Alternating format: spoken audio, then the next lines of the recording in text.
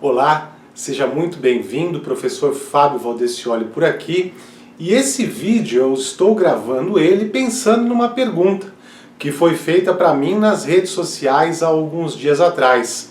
A pessoa me perguntava o seguinte: qual era o mercado de trabalho para peritos psicólogos, né? Se existia um mercado de trabalho e se valia a pena trabalhar nessa área como perito psicólogo. Eu respondi para a pessoa que sim, eu recordo, que inclusive eu já tenho um post lá no meu site, o www.fabiovaldecioli.com, onde eu explico um pouco dessa questão. Mas essa pergunta é muito pertinente, então por isso eu resolvi fazer esse vídeo para poder esclarecer e aprofundar um pouco mais essa questão. Bom, como eu já adiantei para você, a resposta é sim.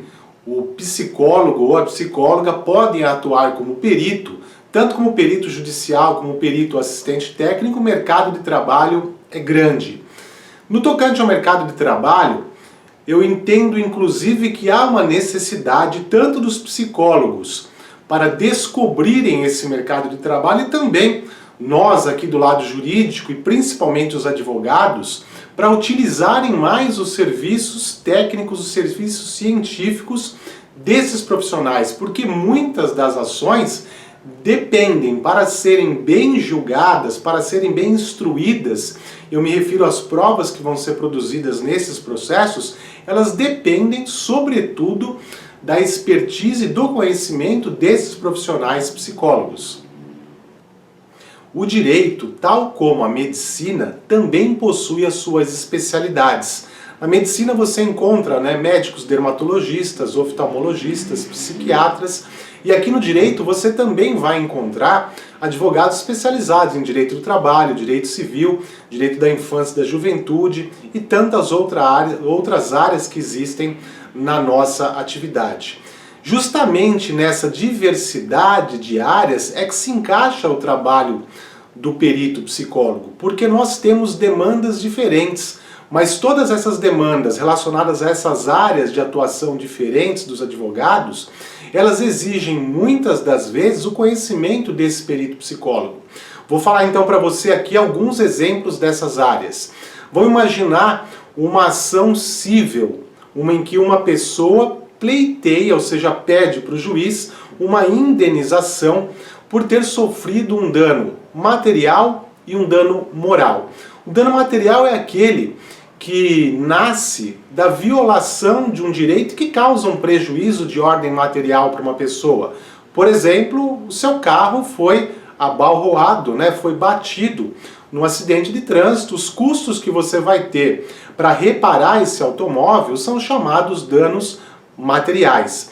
Agora existem outros danos que não são visíveis, ou pelo menos é mais difícil a gente visualizar esses danos, mas eles são tão reais quanto os chamados danos materiais. Por exemplo, a tristeza, o aborrecimento, o luto, todas essas situações, embora a gente não consiga restituir a pessoa à situação original, porque você não consegue colocar preço na dor, elas devem ser quantificadas pelo juiz num processo. E para que a gente possa quantificar e, sobretudo, saber se houve ou não essas circunstâncias ou essas hipóteses ou esses sentimentos que denotam a presença do dano moral, é fundamental a gente ter a presença de um psicólogo nessas situações. É verdade que muitos advogados até se acostumaram a usar essa expressão e até frases quase que prontas e frases repetidas em processos, em livros. Olha, essa pessoa sofreu um dano moral. Mas é evidente que nós da área jurídica não temos o conhecimento necessário para bater o martelo e dizer que aquela pessoa sofreu ou não um dano moral. Aquela pessoa está estressada ou não. Aquela pessoa padeceu de um transtorno ou não. Então nessas situações, aí eu estou falando do dano moral, é fundamental a presença de um psicólogo, seja como perito judicial, seja como perito assistente técnico, para apoiar as partes e entregar para o juiz a palavra científica, uma palavra, enfim, correta acerca da existência ou não de uma situação que pode gerar uma indenização na justiça. Para trazer um outro exemplo para você, vou trazer para a nossa conversa aqui uma reclamação trabalhista. Reclamação trabalhista proposta na Justiça do Trabalho, onde as partes pleiteiam o recebimento dos chamados títulos ou das verbas trabalhistas. São as férias, 13º, descanso semanal remunerado, os adicionais e tantos outros direitos previstos nessa legislação específica. Mas a gente também tem as indenizações na Justiça do Trabalho. Então as indenizações, por exemplo, por assédio, as indenizações por burnout, uma doença que foi diagnosticada há um tempo e que traz um sofrimento, traz uma dificuldade e às vezes até a impossibilidade de continuar prestando serviço para determinadas pessoas. E aí eu te pergunto, quem será que poderia, como profissional, dizer se existe ou não uma situação de estresse, se existe ou não uma situação de burnout, se existe ou não uma situação de assédio? Olha, o psiquiatra muitas vezes pode fazer isso também, mas não há dúvida de que o psicólogo também tem competência para emitir um parecer e dizer se essa pessoa padece ou não de uma enfermidade e, consequentemente, faz jus a uma indenização. Então, olha só, já são duas as situações. A primeira, lá no direito civil, que há possibilidade, há uma hipótese do perito psicólogo, a psicóloga trabalharem para afirmarem ou não a existência de um dano moral, e aqui também, na Justiça do Trabalho, existe essa possibilidade. Para trazer mais um exemplo para você, eu volto para a área civil, mas para uma especialidade dentro da área civil, que é a área de família e sucessões. Nessas varas de família tramitam os processos de separação, de divórcio, de pensão alimentícia, de guarda de menores. Em várias dessas situações, a gente pode vislumbrar a necessidade de um perito atuando para fazer a mediação das partes em conflito, para ouvir pais e mães na hipótese de separação ou divórcio, para ouvir a criança numa ação em que se discute a guarda dessa criança, ou seja, se ela ficará com o pai, se ela ficará com a mãe e como será inclusive a visitação dessa criança, ou seja, se a criança fica com o pai, como que a mãe poderá visitá-la? E se a situação for inversa, como será a visitação feita pelo outro cônjuge?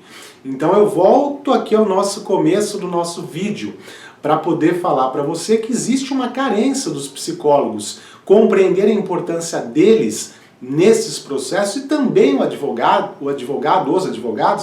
para demandarem mais e mais a atuação dos psicólogos nesses processos judiciais.